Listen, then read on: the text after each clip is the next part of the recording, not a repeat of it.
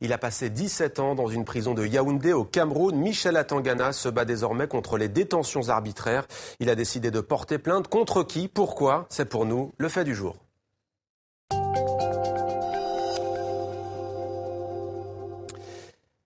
Michel Atangana qui devait être avec nous en direct sur le plateau de 64 minutes mais qui est pris dans les bouchons parisiens. Les choses arrivent. Merci d'être avec nous au téléphone. Michel Atangana sur la chaîne francophone mondiale. Alors vous avez été libéré, on le rappelle, fin février, il y a 2 mois donc.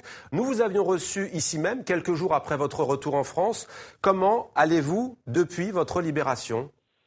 Je réapprends à vivre. C'est difficile, faut le dire en réalité.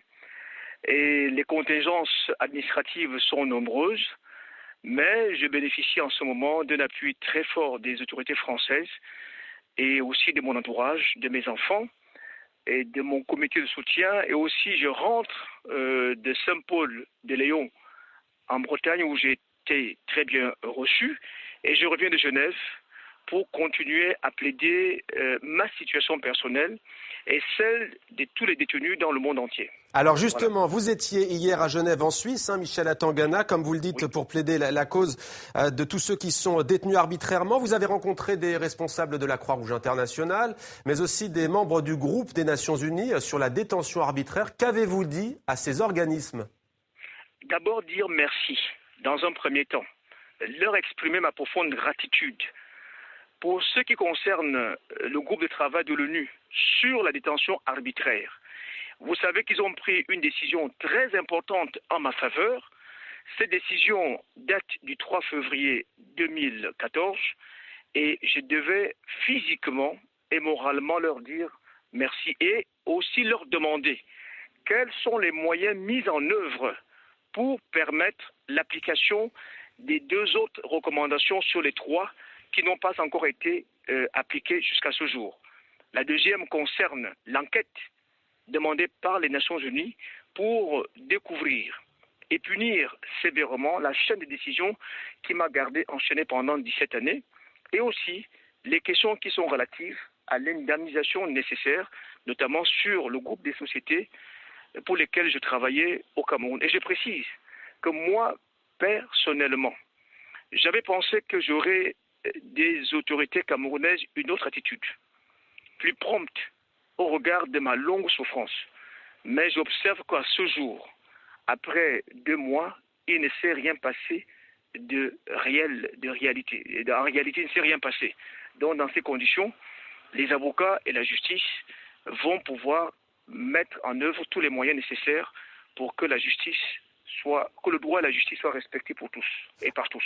Alors, vous avez porté plainte en France, Michel Atangana, pour détention arbitraire. Qui est visé par cette plainte? Je dirais, je laisse les enquêteurs travailler en toute sérénité.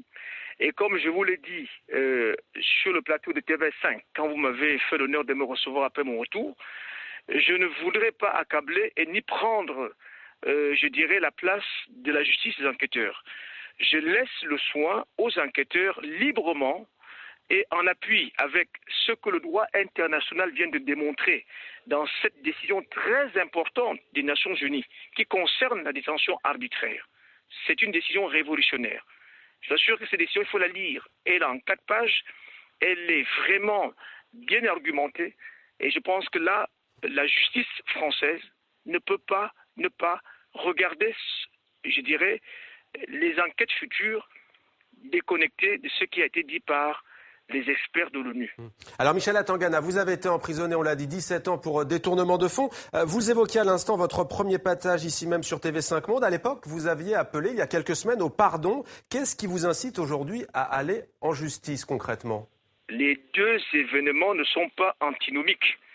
En ce qui me concerne, j'ai dit le pardon, je l'ai même dit devant vous, moi je n'ai pas à pardonner, je reste humble à ma position. Mais la nécessité de justice s'impose à tous, car on ne peut pas accepter que l'impunité règne dans le monde. L'impunité est la source du désordre.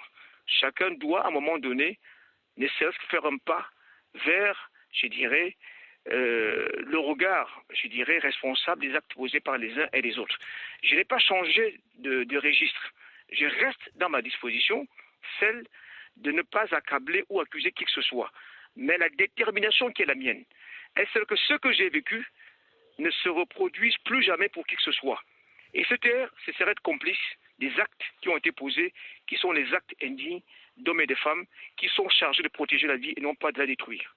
Michel Atangana, merci à vous d'avoir accepté de témoigner ce soir sur TV5 Monde, la chaîne francophone mondiale. Merci à vous.